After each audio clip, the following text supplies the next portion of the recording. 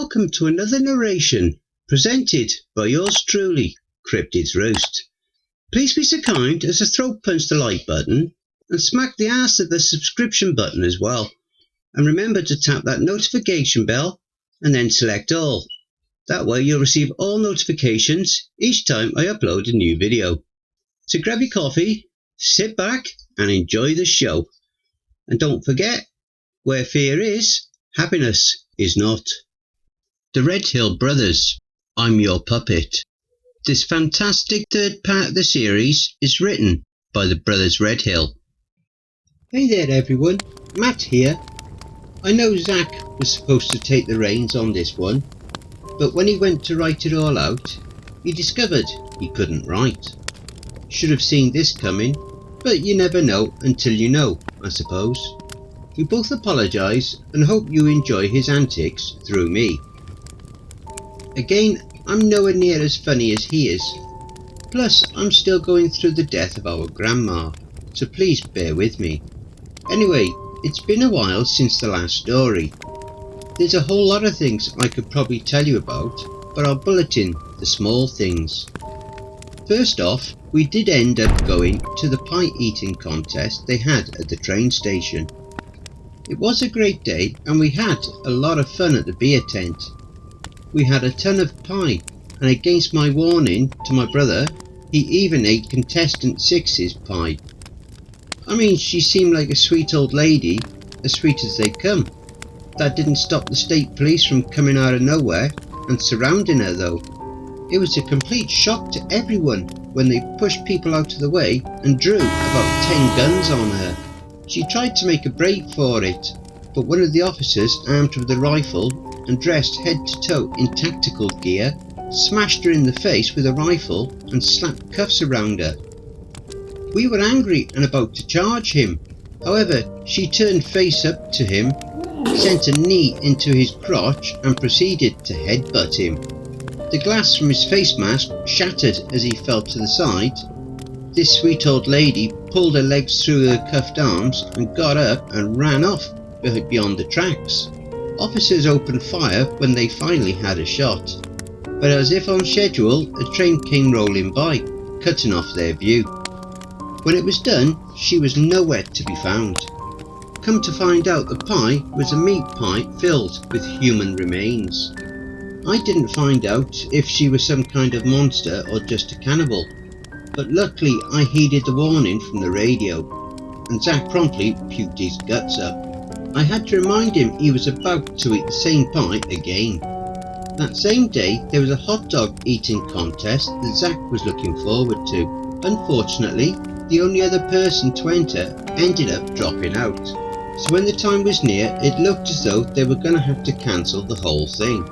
However, at the last moment, a group of kids that were hoping to watch all asked if they could count as one person and challenge him.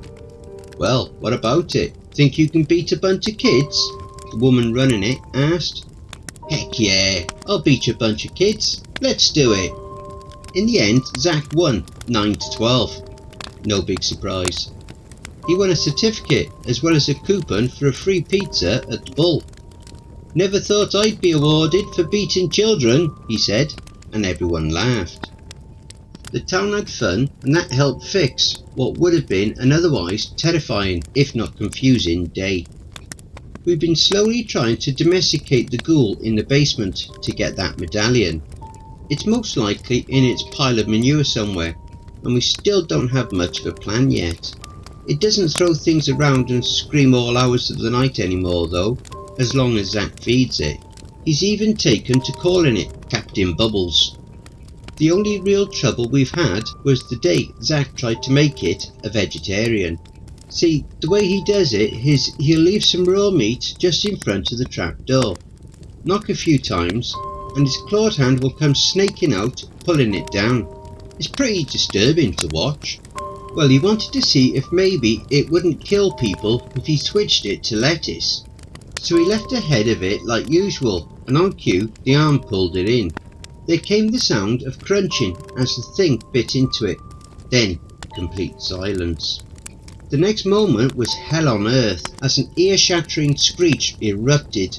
along with the lettuce that exploded against Zach's face. "No, Captain Bubbles, no!" he screamed. The trapdoor began to bang, and I scrambled to get some lunch meat. I threw it down there, plastic and all, and it still took a good 20 minutes for it to calm down again. Damn things spoiled.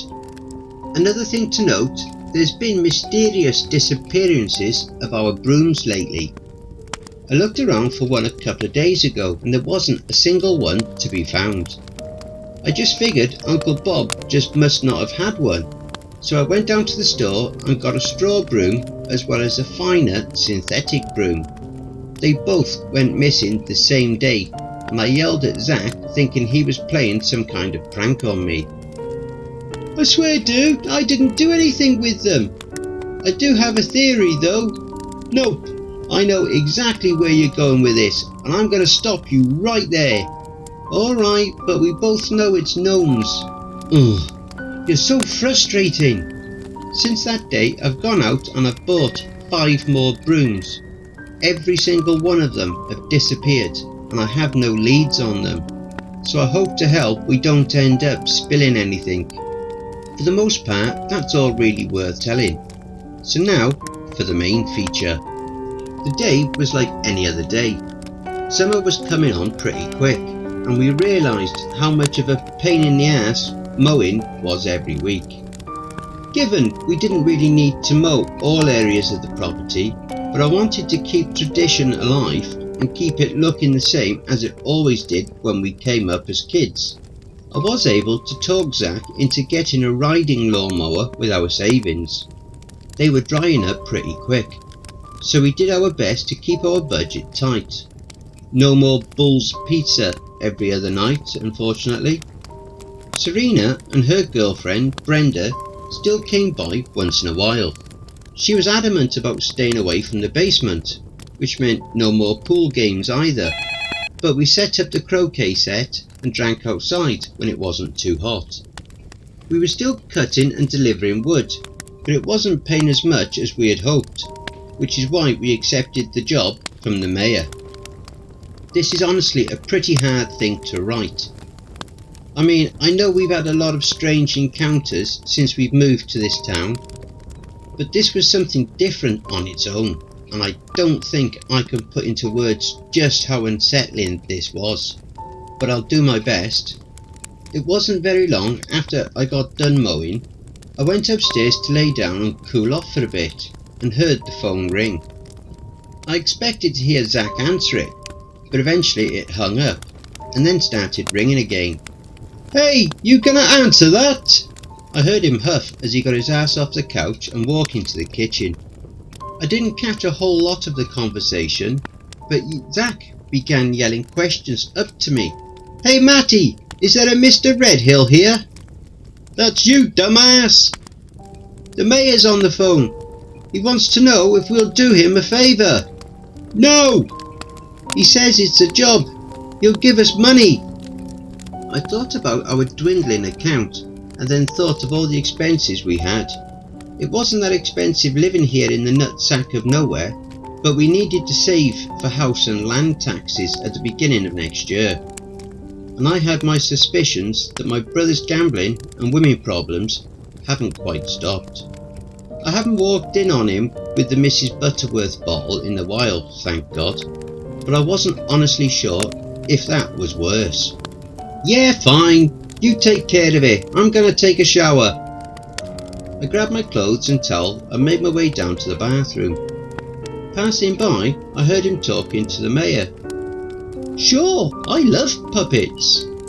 I didn't know what that meant, but Zach had the habit of talking about anything with people, so I tried not to think about it. I should know better than that. I hopped in and then got dressed and asked him what the deal was. First off, the mayor gave explicit instructions not to freak out when we get to his office. Something about puppets. I don't know. Alright, that's kinda weird. What was the job? Okay, so hear me out. We're gonna become electricians. Don't think, just say yes. Ha ha ha ha, what now? Well, The mayor didn't tell me a whole lot of details. We've got to go down to his office and talk to him. But if we do this, then we could make a business of installing all kinds of stuff like heating pumps and ACs. We'd be rich, I tell yous. I turned from my position at the coffee pot while putting a fresh pot on. Ah, I see. Get rich quick scheme. Well, I hate to tell you this, but I kinda have a fear of electricity. I don't fear it, he started, and in the 2 seconds I looked away, then looked back, he was wearing a beard. I respect it. I just blinked. I didn't know what to say. I thought maybe I was finally losing it. To my relief, he pulled it off and showed me it was a fake. I hate you sometimes, I said, taking a long, slow sip of my coffee. The town hall was about in the centre of Phillips. It was a short drive, and I made the mistake of turning on the radio. Good day, Phillips and Sons. The time is now 5:46 p.m. The weather is sunny and a good day to go out and enjoy the coming summer. If you're out there waiting to find the boys, head on down to the warehouse on the west side of town. Some people have begun to report young men being attacked by cougars. We remind you to stay away from the deeper parts of the woods, trails and dive bars. If you come across a strange pod, please don't destroy it or touch it. It won't hurt you, probably, but it is a big responsibility. That is all for now. Please enjoy your regular broadcast already in progress. Cougars attacking young men, eh? No, that's a problem I can handle, laughed Zach. I really wanted to know about that station. I still had no leads on where it could be, but maybe I'll look into it more when I can afford to. The building was bigger than I expected, as the town itself really isn't that big. Zach and I stepped out and into the dirt parking lot. Remembering the last time we were in one, I kept a sharp eye out for him. This was the name we decided to give the homeless man, as he was usually walking around in high heels. I saw him a few times passing though, and saw he acquired a pink boa from somewhere. His long messy hair now appeared to be neatly permed. Thoughts of Dr. Frankenfurter from the Rocky Horror Picture Show came to mind, along with the old episodes of the Powerpuff Girls. So it seemed like an appropriate enough name. The coast was clear and we walked through the double glass doors. To the left of the door, a woman sat at a desk answering a flood of phone calls. Someone was seeing little green men in their field. Another person was calling about trees that moved on their own. There were various oddities that the poor, tired-looking woman had to handle before having time to greet us. "Hello, how can I help you?" she asked blandly. "Hi, I'm Matthew Redhill, and this is my brother, Zachary. We have an appointment with the mayor." She seemed to light up at this. "Yes, Mr. Redhill, we have been expecting you. Just pass through those red doors over there," she pointed. There were indeed 2 red doors. They seemed entirely out of place for such a country building, like doors to a throne room that someone had put up in a barn. I thanked her and we made our way over. The door was heavier than it should have been, almost like there was a vacuum seal on it. After really pulling on the handle, it swung open. It was dark aside from a lone candle in the centre. Alarms were going off inside my head. It was against my better judgment to go into such a weird place, especially in this town. We looked at each other and nodded though. After the crap we'd been through, the 2 of us would be alright. Probably. "Please, close the door." A soft voice with an English accent spoke out from the other side of the room. With a sigh, I pulled the large door shut, and the sunlight cut out. I could see a lot better now, and from where the voice had come was a large old desk. Sitting behind the desk was a figure with wispy white hair and deep red lips. His stiff fingers reminded me of Lego men, and his unblinking eyes felt like they were staring directly into our souls. The person rose and stuck out a stiff-fingered hand. "Ah, Redhill brothers, I was hoping you would come. I am Mayor Bargast, pleased to make your acquaintance," he said with a bow. "Hey there, so what's this job you wanted us to do?" I asked. And are those things strings? Asked Zack. I looked a little bit closer, and there were what looked like multiple strings coming off of the man that led to the dark rafters of the ceiling. Yes they are. I have called the two of you here to go turn the electrical panel back on in a building outside of town. Dude, that's awesome! But why do you have strings? Blurted Zack. I suffer from a condition. This marionette body is merely that, a marionette. Anyway, the building in question is the... Why? What's wrong with your actual body? Is it freakish? Can I see it? Yes, well, no actually. You see, every mayor of this town has been cursed. As soon as we are elected, our bodies contort into something unnatural, and something like that would surely give you nightmares. Now, if you don't mind, the building is in the warehouse on the south side of town. It's been abandoned for some time, and the front door will be locked. I'll give you a key. Tell you what, we'll do it if you give us a peek. Just a quick one, and a medal, interrupted Zack again. I swear I could feel the air in the room grow hot and heavy, and a faint light, focused from the puppet's face, began to show brighter than the candle that flickered, making the shadows of the room dance in silence. If you interrupt me once more, you will regret it, said the mayor in a slow, threatening voice. I am not someone you want to have as an enemy. The hair on the back of my neck stood up, and my blood turned to ice. From the looks of my brother, he felt just as intimidated and quickly stopped talking. Then, just as quickly, Mayor Bargast picked up where he left off in his light, jovial tone. I will give you a key for the back door, and it will have to be returned on completion, as it is a very special key. Complete this job for me, and I may give it to you for other jobs. Well, what say you gentlemen? Up to the task? I was afraid to open my mouth, but I had a few questions. Yeah, we'll do it, but can I ask, why us? We don't really have much experience with electricity, never took a single course. Normally, this would be a job for the city. However, as you undoubtedly saw coming in here, we are stretched thin.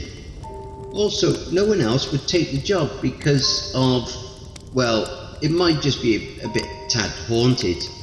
A tad haunted? I asked. What the hell does that mean?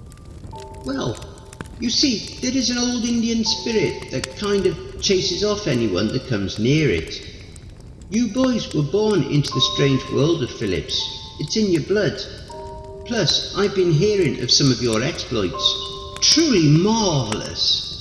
I have no doubt this will be quite simplistic for you lads. I sighed, slightly frustrated.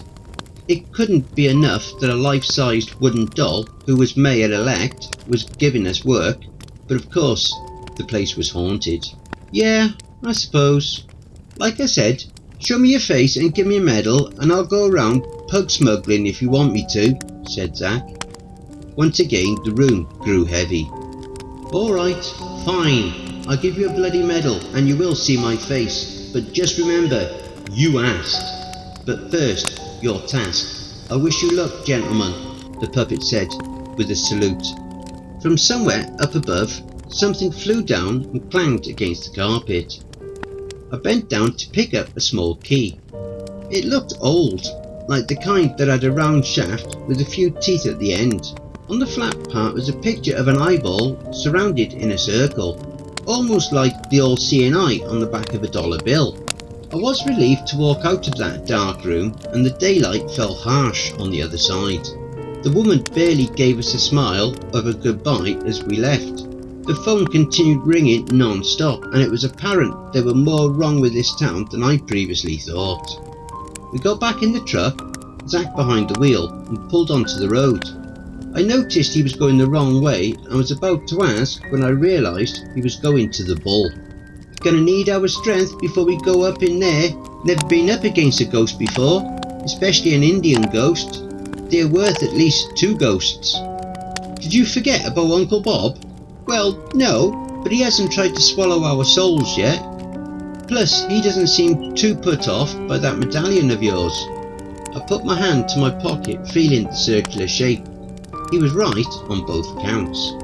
Well, make it quick. I want to get this over with and collect our money. You got it, Matty. I won't hold your girlfriend up too long, he said with a wink. Don't make me grab a stepladder and kick you in the ass. 20 minutes went by, which, to his credit, I figured would be longer. Zach came out with 2 large pizzas, breadsticks, chicken wings, and Serena following in tow. Good God, are you pregnant? I asked. What? It's going to be a long night. Whatever. Hey Serena, what are you up to? Hey Matt, Zach was telling me about your new job, and I just got off a bit ago, so I thought I'd tag along. That's alright, isn't it? Oh yeah. Wait, I don't actually know how safe it's gonna be. There's supposedly an Indian ghost running around. Oh, don't worry about me. I got my bodyguard and her 16 little friends. Plus, all the more reason for me to go. It could get dangerous, and I saw how you guys looked after visiting the nursing home. I considered this, and she was right. Since then, we've always made sure to have some sort of weapon with us in the truck. But nothing could beat hot lead. Alright, but you gotta hold the food. Zach might breathe it all in before we get there. Haha, deal. Hey, I haven't breathed in anything all day. Which reminds me, we also need our spinach. I took the wheel and he got in the middle next to me, much to my dismay. Serena took the door. I pulled back onto the road as Zach fished out a doobie and lighter out of his shirt pocket, humming the Popeye theme. He lit it and we made our way to the other side of town. The sun was setting behind a large hill, casting the town in a blood red colour. I never cared for that time of day. Made me feel like us and everyone else was dead and in some sort of hell. We passed the spliff around until it was a roach and I finally began to relax. It didn't take too long to get to the warehouse, and I was surprised to find a van already parked there. The really odd part about it was one of those vans from decades ago with a picture of a unicorn spray painted on the side. It wasn't as good as most of them go, but actually looked like a child's drawing with stick legs. Definitely made me question the person that owned it. But we weren't here for that at the moment. These things have a way of revealing themselves in their own time. Sure as hell didn't take long. As we rounded the corner of the large building, there was a man and a woman sitting on the steps.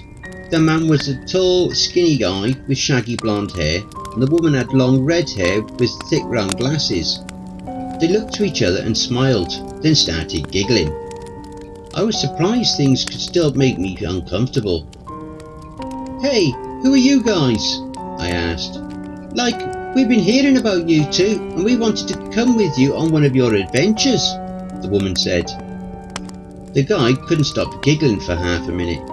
Yeah man, we heard you were coming here to bust a ghost.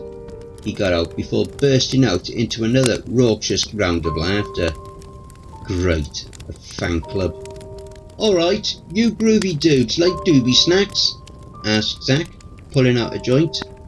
Ha ha ha, you read our minds, man, the guy said, laughing even louder.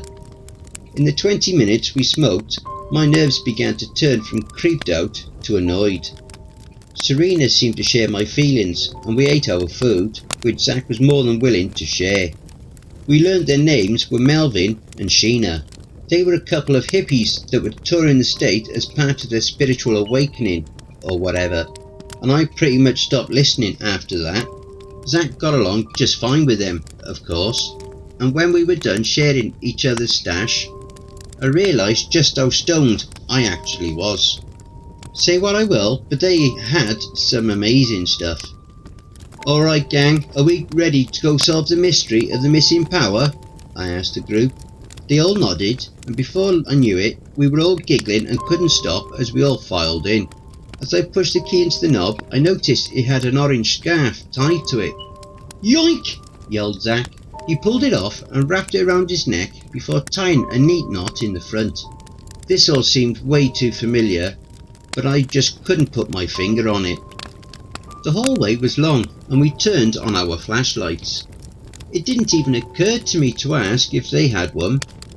They did, luckily, so we saved on backtracking and made it much easier to make our way around. As high as I was, the silence was becoming unnerving.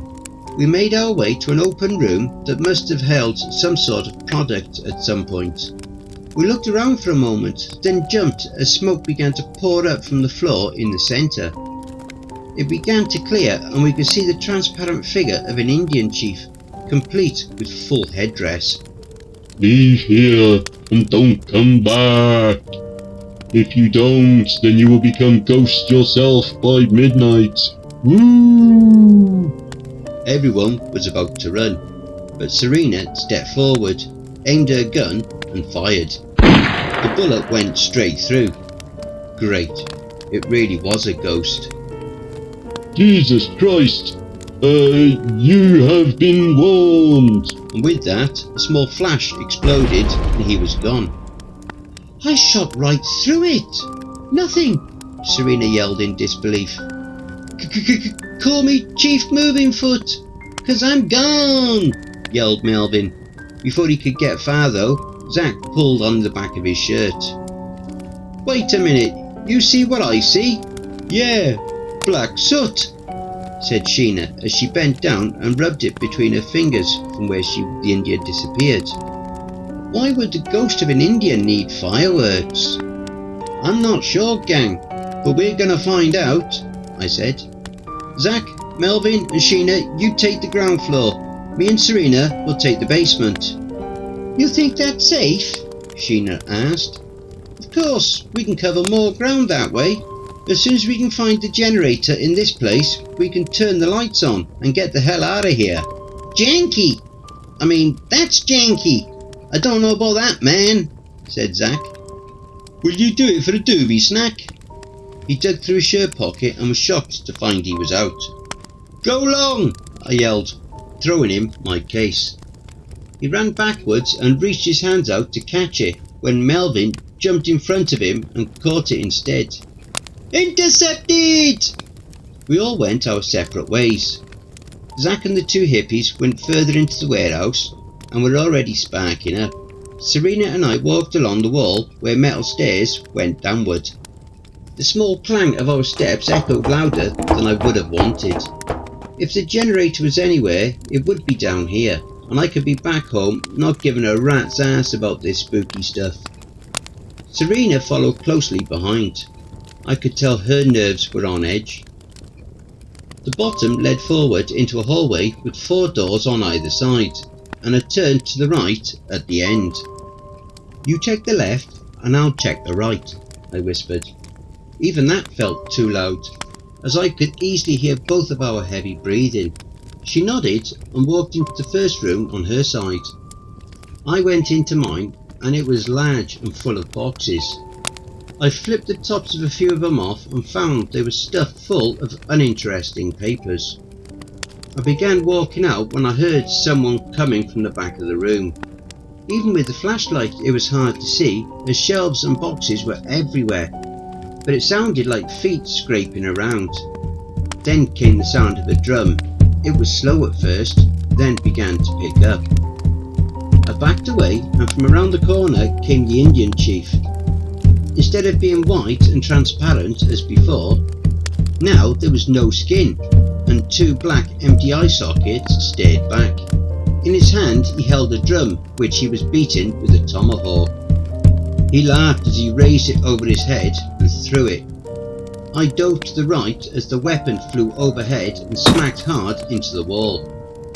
He pulled out a knife and began making his way towards me, and I crawled on all fours to get out of that room.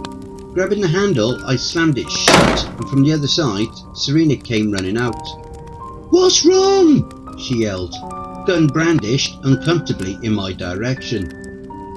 In there! Ghost Chief! She quickly opened the door and scanned the room.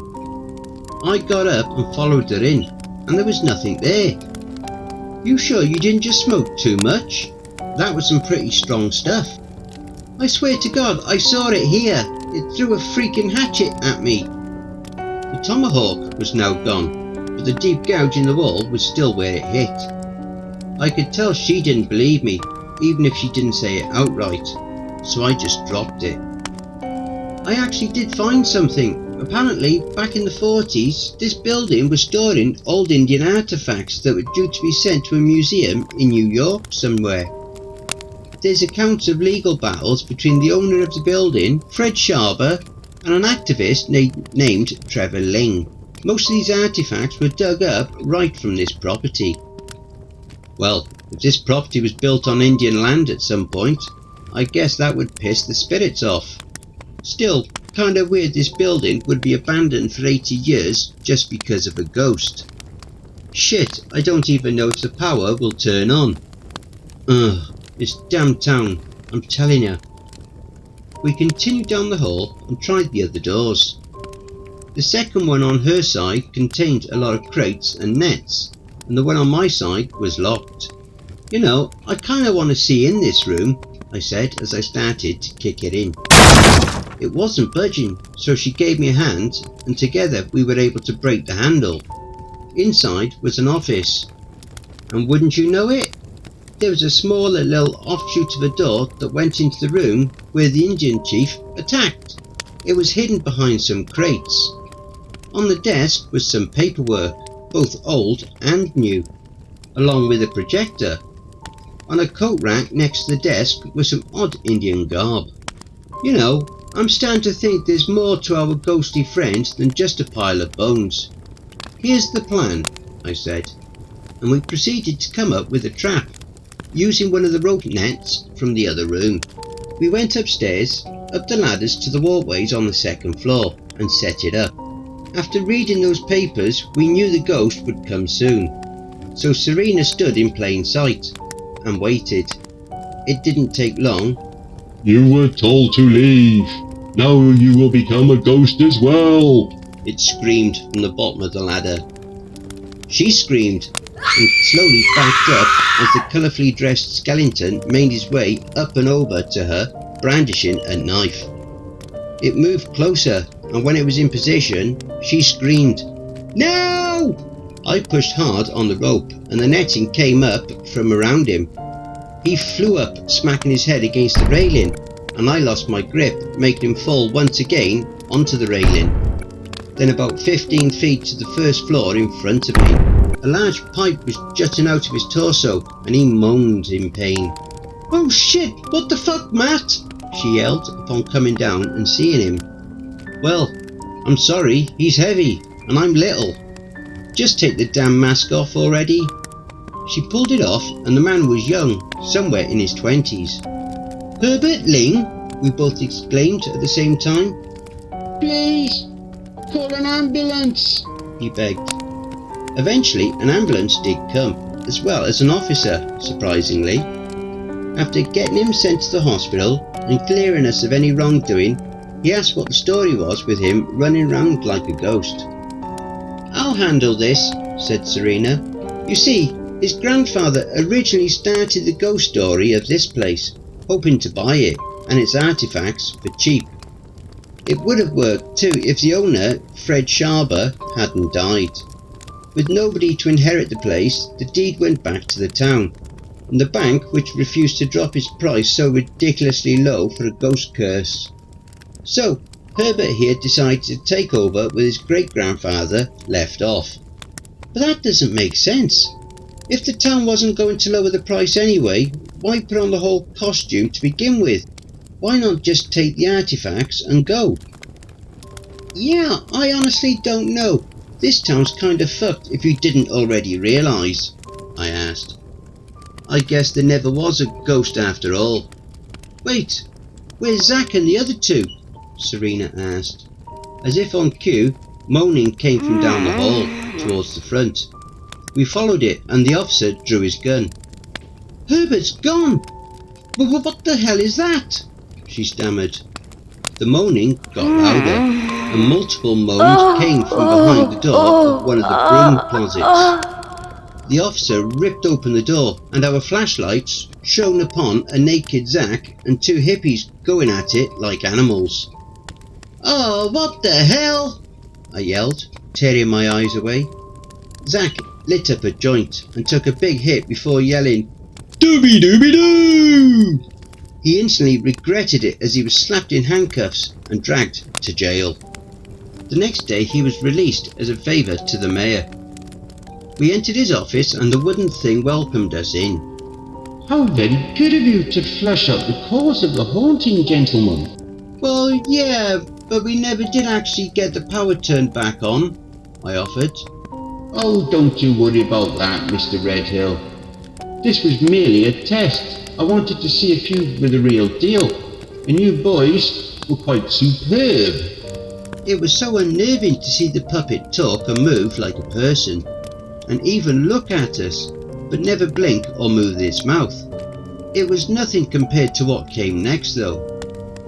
Alright, we kicked the ghost's ass. I get to see the real you now, right? And get a medal, blurted Zack. Are you serious? Very well. Come closer. The atmosphere got a whole lot heavier again, and I felt like I could cut the dread with a knife. Zack made his way to the marionette, and I could tell he was beginning to question his decision. He sparked his lighter and raised the lighter towards the crossbeams. Clawed feet stuck out, curling around the wood. A bland brown robe draped around a bulky body and rough dark-skinned claws held the controls that moved the puppet.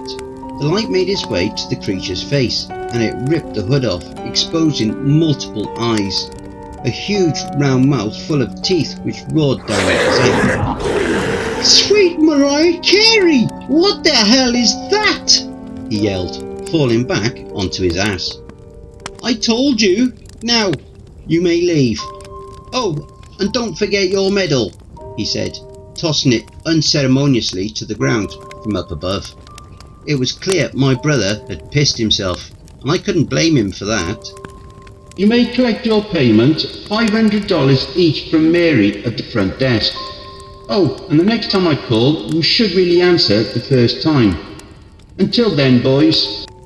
We left unsure of how to feel about the entire thing. The money was nice, and Zack made pretty good friends with Melvin and Sheena. They came over once in a while, and he's even talked about letting them sharecrop their weed strain in the woods around the house. We'll see what happens. Don't forget, if you enjoyed that story, be sure to pop over to the author's Reddit profile and drop them a line, or even give them a glowing review. I'm sure they really would appreciate it.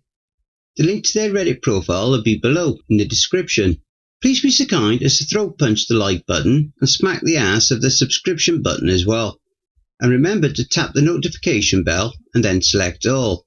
That way you'll receive all notifications each time I upload a new video. Oh, and don't forget to share the video far and wide. This will all help with YouTube's algorithm and will help to promote this channel more. And don't forget to check out the merch store. The link will be in the description and also in the video thumbnail. And if you would like an honourable mention, send in a snapshot of yourself with your purchase and I'll feature it in one of the videos. I now have my very own subreddit community where you can submit any stories you've written. You can submit your stories or encounters either there or send them to cryptidsroost@gmail.com. If you wish to remain anonymous, that's fine with me. All the links are below. I also have a Facebook group, Twitter, Reddit, and you'll also find me on Discord. If you would like to support this channel and help make it grow, my PayPal is paypal.me/cryptidsroost. Again, that will also be below. And don't forget, where fear is, happiness is not.